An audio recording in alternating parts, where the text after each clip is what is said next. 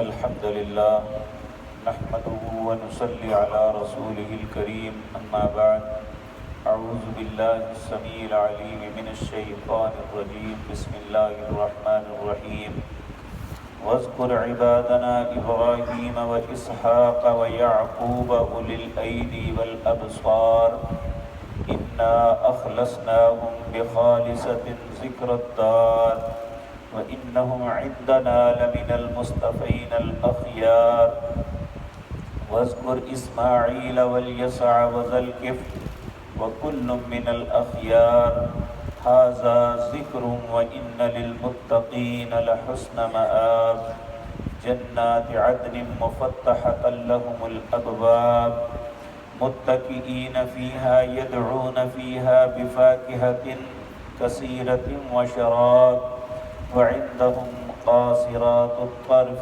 أتراب هذا ما توعدون ليوم الحساب إن هذا لرزقنا ما له من نفاد۔ حضرات محترم، گزشتہ آیات میں 3 نبیوں کا تذکرہ جنہیں اللہ نے مختلف معاملات کے ساتھ آزمایا۔ 2 نبی وہ تھے جنہیں مال کے ساتھ آزمایا، بے شمار نعمتیں عطا کی، حکومت دی، قوت اور طاقت سے نوازا، اس کے باوجود وہ اللہ کی اطاعت اور فرما برداری سے ایک سرمو بھی ادھر ادھر نہیں ہوئے۔ دوسرے نبی حضرت ایوب علیہ السلام کا تذکرہ کیا، جن کے پاس سب کچھ تھا، لیکن اللہ رب العزت کی آزمائش کی وجہ سے نہ اولاد رہی، نہ مال رہا، نہ صحت رہی۔ اور یہ چند دن کی بات نہیں، بلکہ ائمہ مفسرین لکھتے ہیں 18 سال تک اس سخت ترین آزمائش سے دوچار رہے۔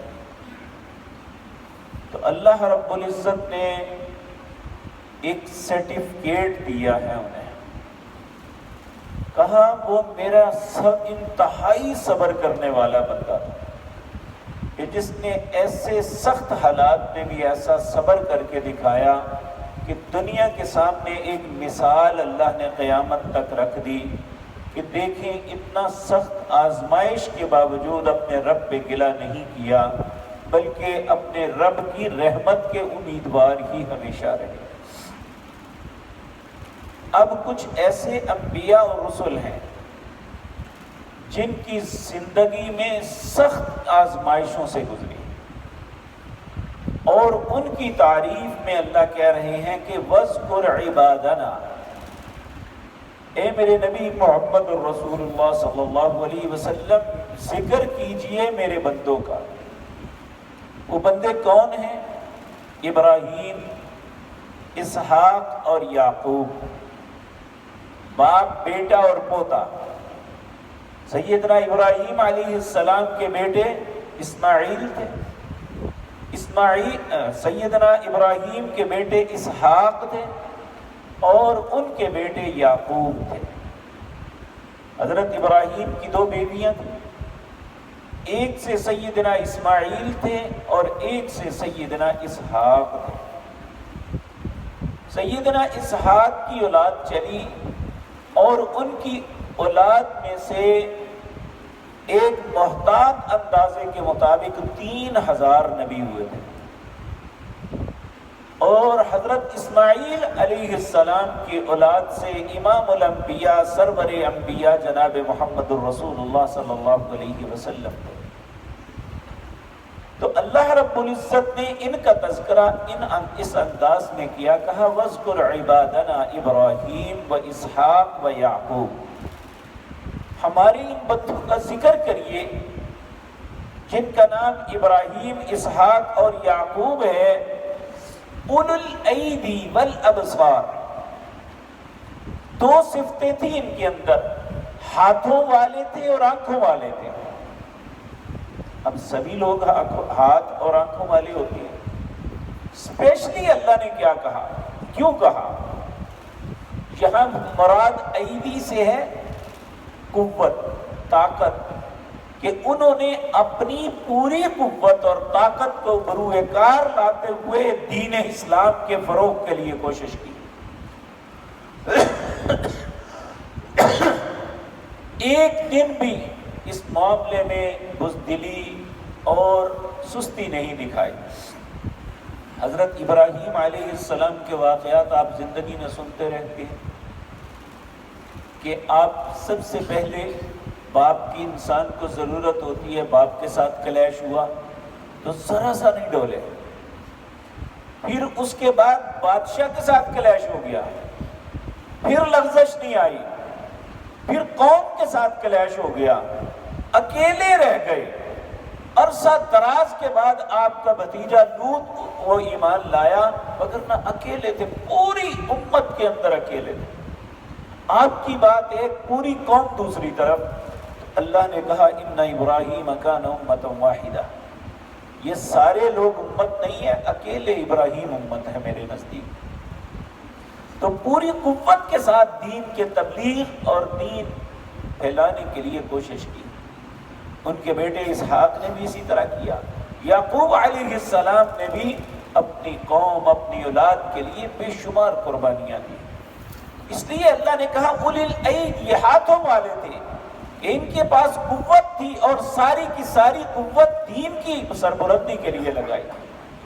ابصار، آنکھوں والے، اللہ نے انہیں بصیرت عطا کی تھی. ہر بندہ ہر چیز کو دیکھتا ہے، لیکن ہر بندہ ہر چیز کو دیکھ کے عبرت حاصل نہیں کرتا. صرف آنکھوں والے یعنی اللہ بصیرت والا اسے کہتے ہیں جو اللہ کی نشانیوں کو دیکھ کے اسے پہچان کے اس کے مطابق اپنی زندگی اور اپنا اللہ عمل مرتب کرتا ہے.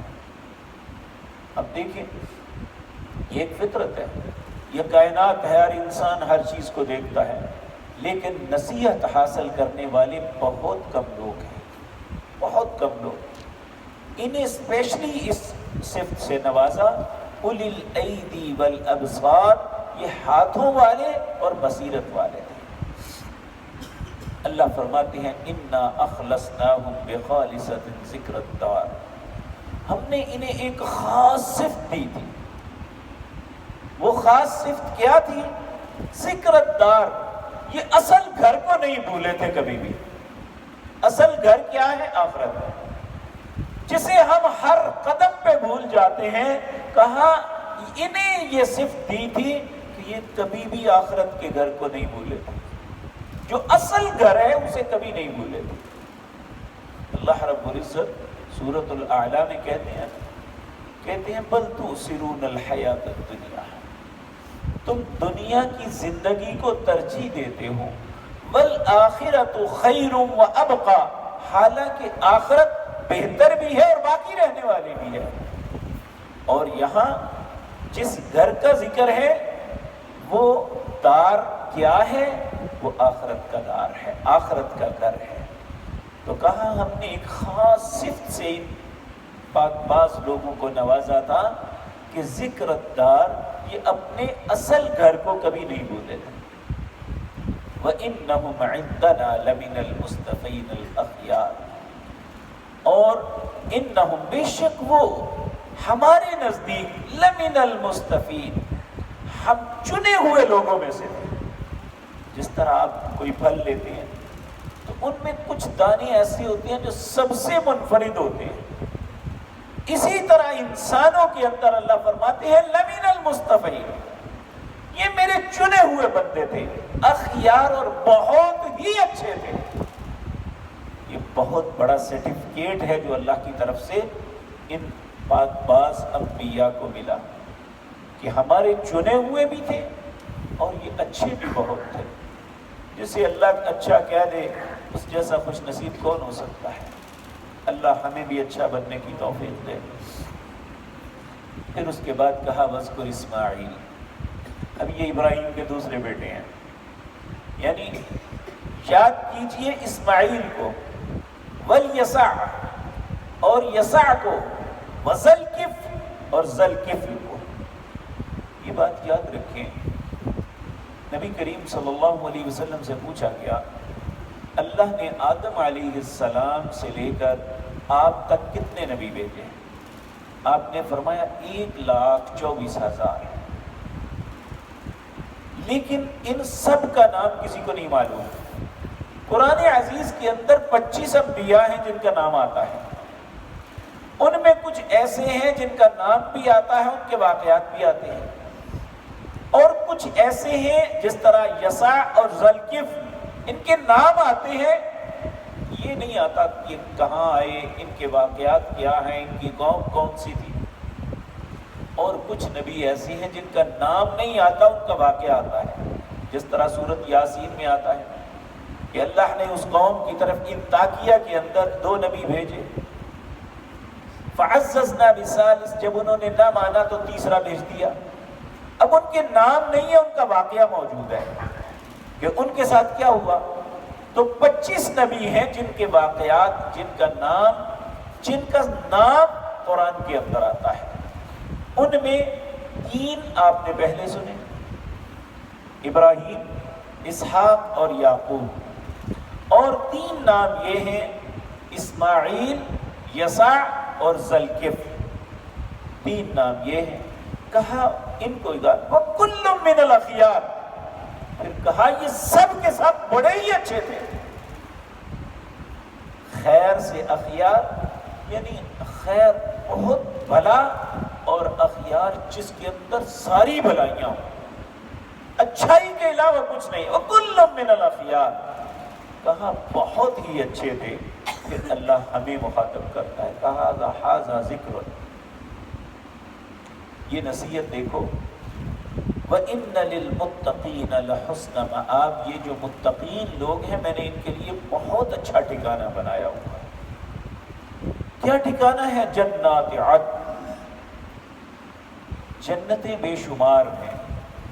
نبی صلی اللہ علیہ وسلم نے فرمایا جب بھی جنت کا سوال کرو جنت الفردوس مانگو، یعنی جنت کے اندر بھی درجات ہیں، اور کیسے کیسے درجات ہیں؟ نبی صلی اللہ علیہ وسلم نے فرمایا جس طرح زمین سے آسمان کا فاصلہ ہے نا، آسمان بہت بلند ہے، اس طرح جنت میں ایک درجہ دوسرے سے بلند ہے۔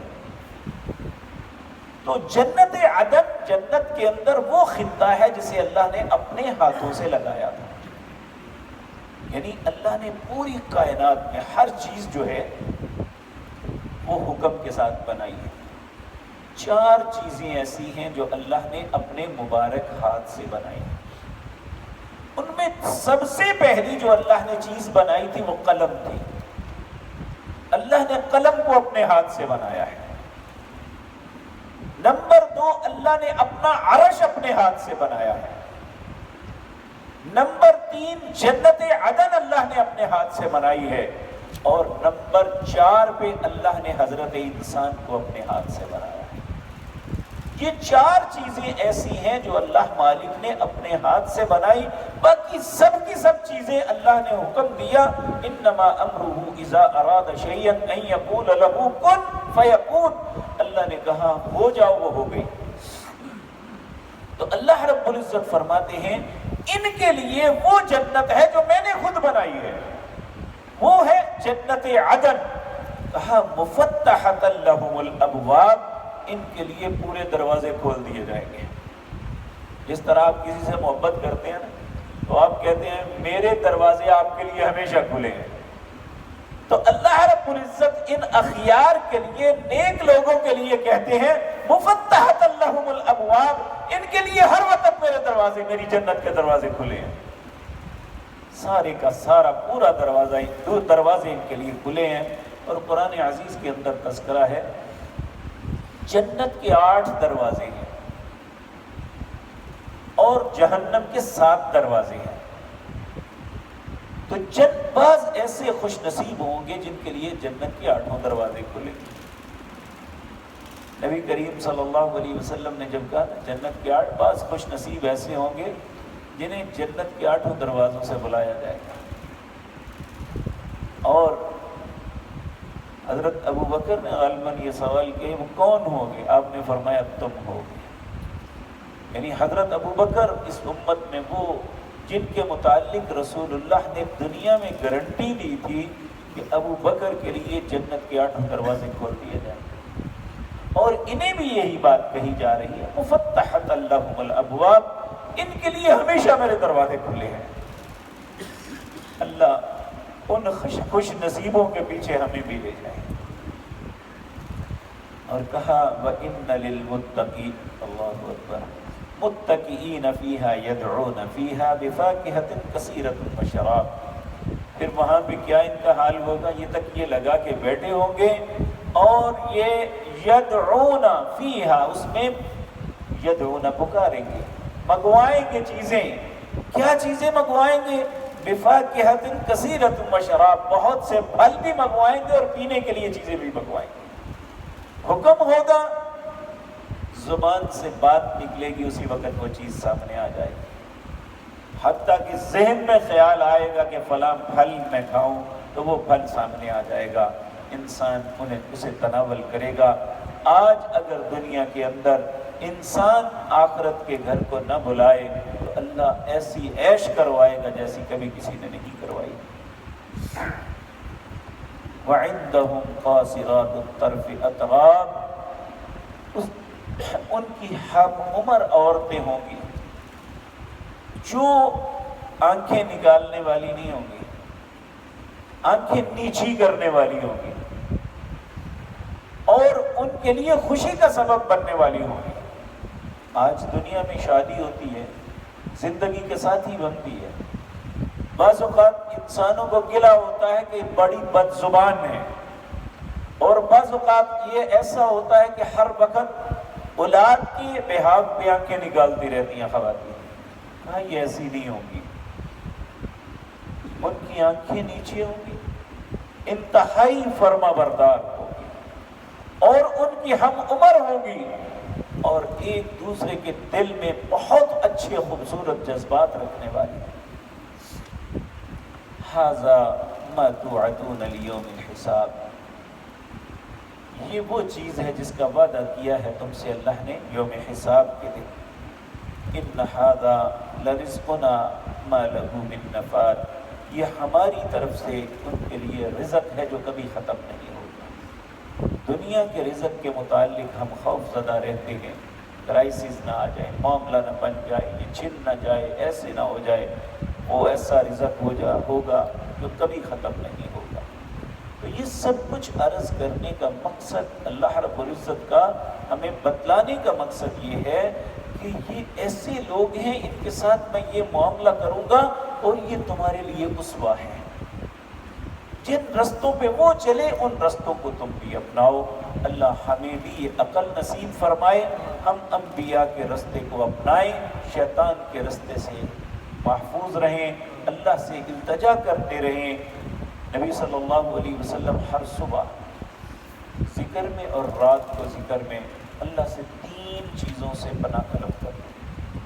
اعوذ بک من شر نفسی، اے اللہ اپنے نفس کے شر سے تیری پناہ مانگتا ہوں، وشر الشیطان، اور شیطان کے شر سے تیری پناہ مانگتا ہوں، وشرکی، اور شرک کے شر سے، کیونکہ ہر گناہ معاف ہو سکتا ہے، شرک نہیں معاف ہوتا۔ ان 3 چیزوں سے انسان کو پناہ مانگنی چاہیے، اور زندگی میں یہ تہیا کر لیں کہ اللہ کے ان پاک باز لوگوں کے رستے کو اپنانا ہے، تو جس طرح اللہ نے انہیں کامیابیوں سے نوازا، انشاءاللہ اللہ ہمیں بھی یہ کامیابی نصیب فرمائیں گے۔ قولوا قولی ھذا، استغفر اللہ۔